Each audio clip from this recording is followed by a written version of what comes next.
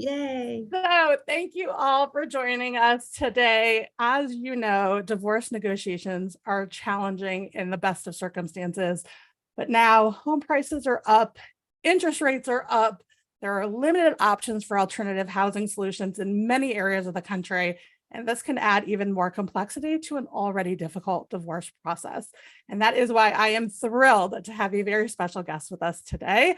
But I also have a very exciting announcement about a workshop we have coming up at the end. So make sure that you stay till the end today, and I'll share that information. For those who don't know me, I'm Leah Hadley. I'm the founder of Great Lakes Divorce Financial Solutions and Great Lakes Investment Management. And I help women and couples navigate the difficult financial decisions that do come with life transitions. But it is my absolute pleasure to introduce our special guest today. This is Tami Wollensak, who is a licensed mortgage loan originator with more than 28 years in the industry. So she is a wealth of knowledge. And through that experience, she has discovered a true passion in helping divorcing individuals navigate their home equity solutions and mortgage options while going through a difficult life change. Tami is a certified divorce lending professional, and I'm going to ask her a little bit about what that is, because I'm sure some of you have never heard that term before. She frequently shares her expertise on podcasts. She is so generous in sharing her knowledge in media outlets and really demystifying the mortgage process and offering peace of mind to those folks who are worried about how to move forward. And she is licensed in all 50 states. So regardless of where you are watching from, Tami is a fantastic resource. Welcome, Tami. Thanks for being here. Oh my goodness. Thank you so much, Leah, for having me. I'm so excited to have this conversation with you. It's so needed right now. And so many people are struggling with this subject. And so thanks for inviting me to do this. I'm really thrilled. Oh, absolutely. And you are right. It is definitely a timely conversation. But tell us, what is this certified divorce lending professional? What does that mean? Great question. And I get that often because most people have never heard of the designation. So I like to say that I'm very versed in the process of divorce. And I happen to be able to do a mortgage for people at the end of the transaction. So I really bridge the gap between the legal process and the divorce process and mortgage guidelines. And a lot of times your divorce attorney is not a mortgage lender, so they do not understand whether or not you can qualify to do a lot of the things that you're setting yourself up to do or meet some of the goals that you want. So I come in at the very beginning of the process and you come up with all of your options so that you can make a better and more informed decision. So I just love that this designation and education exists, because in doing this work and helping so many people through these decisions, you and I have talked about, how difficult it is when people come to settlements that are just not based in reality, things that really they can't execute on. And so bringing somebody like you on early in the process so they really know what their options are can be so empowering. Absolutely. And I use that word often too, empowering. I think that's a great word because they're all already going through a difficult time. And a lot of times this is a really big piece of their estate, and making a better informed decision regarding that one piece can give them just the ability to not stand on something that's counterproductive for their settlement. Yeah, absolutely. Now, before we had our conversation today, I let Tami know I reached out to our community to see if people had specific questions or concerns that they wanted me to ask Tami. So for those of you who did send in questions, I want to thank you for sending those in. I am still having a little technical difficulty where I can't see the chat right now. So I still want to encourage you, if you have questions, put them in the chat and I will make sure to get them to Tami. But I can't see them to ask them live right now. I apologize for that inconvenience. But for those who sent them in earlier, I'm going to go ahead and ask those questions now. And the first one is, I have an amazing interest rate and want to keep my current mortgage. Is there any way to do that as part of my divorce settlement? That's a great question, and one I get literally daily. And everybody wants to keep their 3% mortgage rate, right? And what I tell people is typically a conventional fixed rate loan is not assumable. That's the word that they're looking for. They're looking for the ability to keep that mortgage and remove the other spouse, because a lot of times if they're not removing the other spouse, then they're both still liable post-divorce. So to assume the mortgage, you need to contact your current servicer and ask them, is my loan assumable? I'm going through a divorce. Because of the divorce, a lot of servicers are allowing that. But here's the kicker.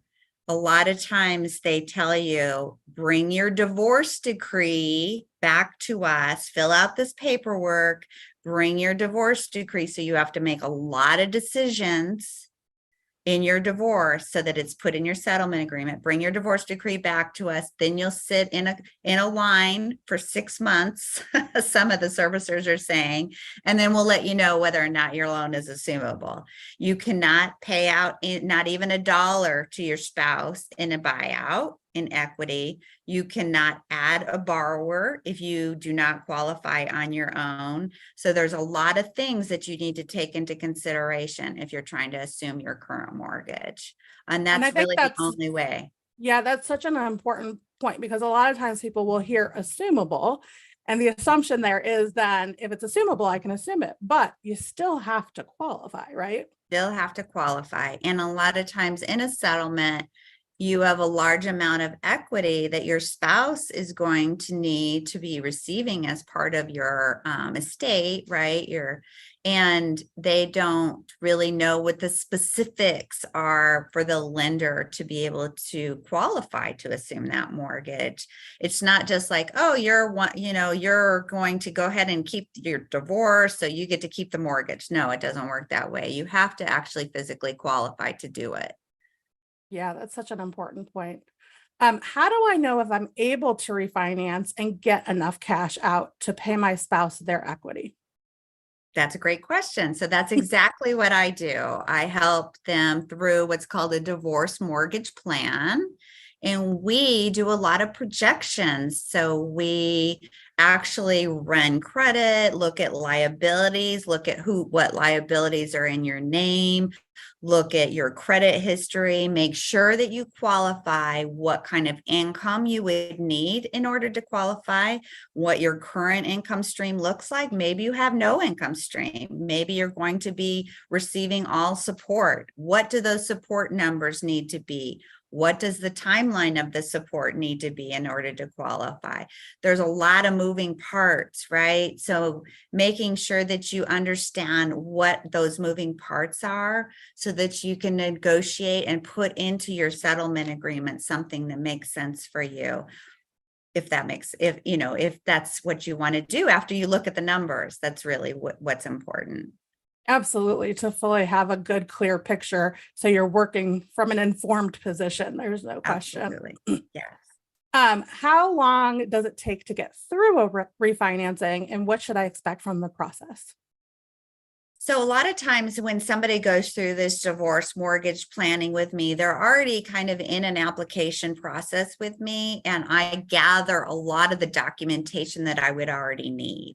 And we kind of wait as they move through their negotiations. A lot of times numbers change. What they started out potentially thinking was going to be, some of the numbers might change throughout that process. Different things are moved at different places. Income might increase, might decrease, that type of thing. So we work with the plan throughout that. And then once we know kind of all the negotiations, maybe the parenting plan's been negotiated, maybe the financial piece has been negotiated, and you're very close to the end of the settlement process, then we can pull the trigger very easily, order a credit report. A credit report has to be in the lender's name. So even if you've received not a credit report, an appraisal. Let's say that an appraisal was ordered throughout the transaction to make sure that the couple knows what the valuation of the home is. And there's many other ways you can get a valuation, but that's one of the ways that some attorneys like to get the value. The unfortunately, the lender that you go with through for the refinance needs that appraisal in their own name. So if I'm involved in the process, I can order that appraisal that can be used for the valuation if the spouses will agree. And then we can just, if we already have an appraisal and we have a deadline and we know when the divorce is going to be final, we can basically close right after the divorce is final. Oh, wow, that's fantastic. Yeah. Now, let's just say that somebody is watching this a little late in the game and Yeah. maybe they're already toward the end of their divorce and they know they're going to have to start their refinancing and they didn't get so organized and have all of that done Yeah. ahead of time. How long can they expect it to last? A typical refinance takes about 30 days. Okay, that's not bad. Right All right. now, with the way volume isn't as high, and sometimes I would give yourself 30 to 45 days. If you're, depending on what your settlement says, we try to meet the deadline in your settlement agreement as best as we can, right? A lot of times it says you have to refinance within 90 days or, 6 months or whatever has been agreed upon, but we meet those court deadlines as well. Okay, fantastic. How long do I need to receive support for it to be considered as income to be able to refinance? This is when I also get often. So this is really important. And this is a way that people can remember it. We call it the 636 rule. So you have to receive support for 6 months. And then we need, as a lender, I need at least a 36-month continuance or 3 years from the time I close that loan. So we need a history of it and we need a continuance of it. So we call it the 636 rule. So 6 months of receipt, 36 months of continuance. The 6 months of receipt can be handled several different ways. It can be through a temporary order or through the final divorce decree. But either way, that we need that timeline showing that the other spouse has the ability to pay that support, right? And that you're receiving it the way it was ordered. And the other key point here, I just want to highlight what Tami said, is that it was documentable, right? So that Yeah. 6 months of support, she mentioned temporary orders or the final order, but that you can clearly document those 6 months of support. Clearly documented. And here's another one, Leah, that a lot of times people don't understand. Let's say spouse A and there's spouse A and spouse B. Spouse B is paying spouse A. Okay. They need to have individual bank accounts. They cannot commingle. Spouse B cannot transfer money into a marital account and then spouse A can't transfer it out into their individual account. So it's going through a marital account. It has to be paid from spouse B to spouse A's individual bank account. And so that we can track it that way. You cannot also net out things out of it. So if you're ordered to pay, if you're being ordered to pay, let's just say $2,000 a month, you can't say, well, this month I'm going to pay $1,500 because you owe me for this, that, and the other thing. So I'm going to net this out, and not pay you the $2,000. I'm only going to pay you $1,500. It has to be paid as ordered from one spouse's individual account to the other spouse's. That's the way we can track it best. I'm so glad you clarified that point, because Tami, you and I both know, especially with those temporary orders, you see a lot of different shifting going on. Yes. And so I'm glad that you clarified. That's really helpful. Yeah. I was a stay-at-home mom and recently returned to work. Am I eligible to refinance? Yes, you can, if you can qualify to do it, depending on the history of depending on what your prior work history was, when you previously had employment, did you go to school to do whatever you're doing now? So there's a lot of things that we would need to talk through, but yes, you can typically qualify if you're returning to work. Are your hours variable now? Right? And what's the history look like? Are you part-time? Are you full-time? All those things need to be looked at, but it doesn't necessarily negate you from being able to refinance if you just returned from being a stay-at-home mom. Is there any length of time that they would have had to demonstrate working, or is it just kind of a case by case? It's case by case. If there's salary and we can tie it together from a previous position that they worked at, then I can typically use that income right away. I like to say 6 months if you wanted to know kind of a standard timeline, a 6 month of work history, back to work is probably a good benchmark. But a lot of times we can kind of piece that together. You used to do this, now then you were a stay-at-home mom, even if it was for 10 years, you're in the same line of work, doing the same thing, and you've just recently returned to work. That is a work history. Okay, fantastic. Yeah. My credit has been destroyed through my divorce. What do I need to do to get it back up to be able to refinance? Yeah, that's a terrible one, and one I see sometimes too, that it does affect both spouses' credit if you have joint obligations. And I would say to work, get started working on it now, depending on what destroyed means. Sometimes people destroyed for one person might not mean what it means destroyed for another. So having professionals take a look at it, and there are ways to work with credit repair agencies, or even I can look at things sometimes and say, you might have a collection or something that can be taken care of. And there's ways to kind of look, but you don't know where to go if you don't know, you don't know where you are today. So it's really Right. important to start and look at it and start taking action. Yeah. And it'll eventually clear up.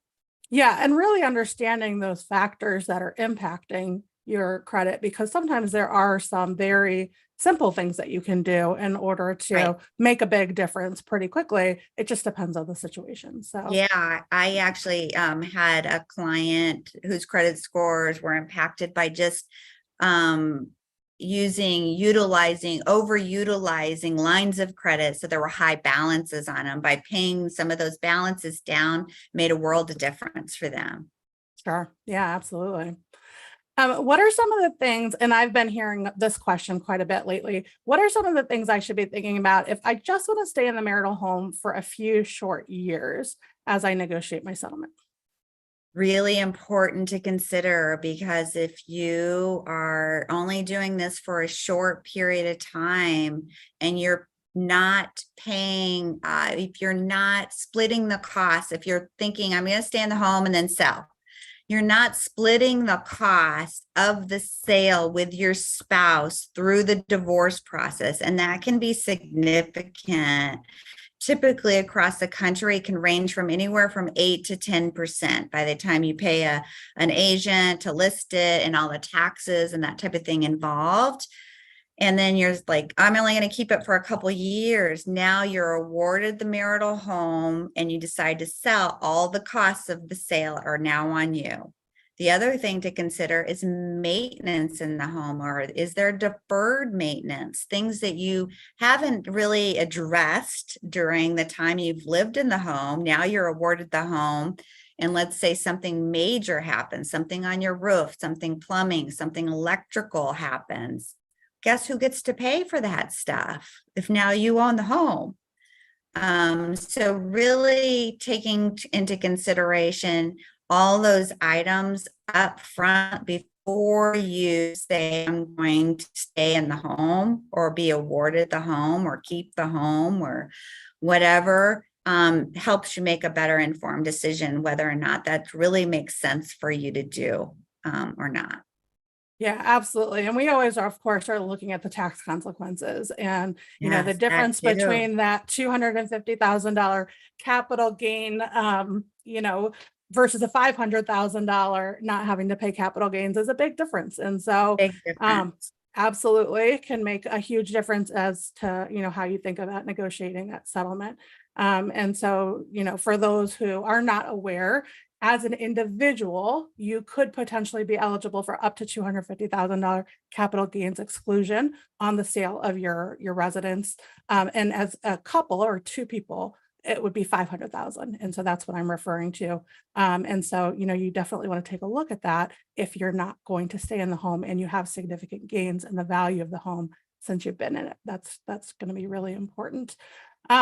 we didn't talk about this, and I didn't say I was going to ask you this, but I think it's really important for Uh-oh. people to know this, Tammy. What is the cost to reach out and work with you? So this is a great question, Leah. And this is one I actually love talking about because people are really surprised by it. So I do a lot of consulting. We do a lot of planning. I work with people like yourself to say, I stay in my lane with the house. You do the strategic planning like you're talking about with capital gains and all that. And as a mortgage lender, I cannot charge anything for my services. My services are completely complimentary. And the reason is because I'm a licensed mortgage originator. And because of that, I fall under the Equal Credit Opportunity Act. And the Equal Credit Opportunity Act is if I can do a mortgage loan, first, let's say a first-time home buyer, and I work with first-time home buyers and I help them through the process of purchasing a home. I don't charge them. So if I didn't charge them and I charged a divorcing homeowner, that could be considered disparate treatment, and that could cause me to lose my license. I do not charge anything for my services. And if in the event there is a transaction, either a new purchase or a refinance, then I would just hope to be considered for that transaction. That's what I ask. And I'm so glad that you explained it, because I think a lot of times people feel like, well, if it's free, like there's like There's a catch. Yeah, exactly. So I appreciate the fact that you took the time to explain, why it's complimentary and how you are compensated. And I just think that Tami is such a fantastic resource for those of you who are going through this process. You're negotiating your settlement. You're trying to figure out what makes sense. This significant increase in interest rates that we've seen over the last couple of years is really a big deal when it comes to financial planning going forward if you need to refinance. And having somebody take a look at it and see what's realistic can be so valuable for you. And so, it's no cost. Just reach out to Tami. How can people connect with you, Tami? Right. So takeorleavethehouse.com is my website. I have my calendar on there. I have all my social media on there. Anybody can connect with me. You can schedule with me. Just find a time on my calendar and book some time with me. And I'd love to help anybody, any of your community with any resources or for divorce mortgage planning. Okay, fantastic. And I will put her link in the comments when I get access to those comments again. So you will all have her contact information. And I do encourage you to reach out to Tami and utilize her as a resource to really help you make informed decisions. And I did promise that I would share some information about a very relevant upcoming workshop that we have going on September 6th. It's called The Divorce Dilemma: Should I Keep the Marital Home? And so we will be talking through bigger picture things. We're going to look at what to consider from certainly the financial perspective, what to consider in terms of your negotiations, but also some of the emotions that play into, making the decision and how to separate out those emotions, because at the end of the day, this is a big financial decision and it makes a big impact on your financial future.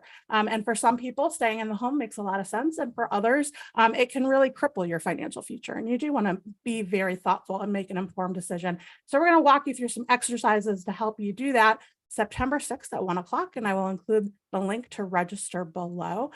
Thank you again, Tami, for joining me today. It has been such a pleasure talking with you. It's been a true pleasure. I sure appreciate it, Leah. Thank you.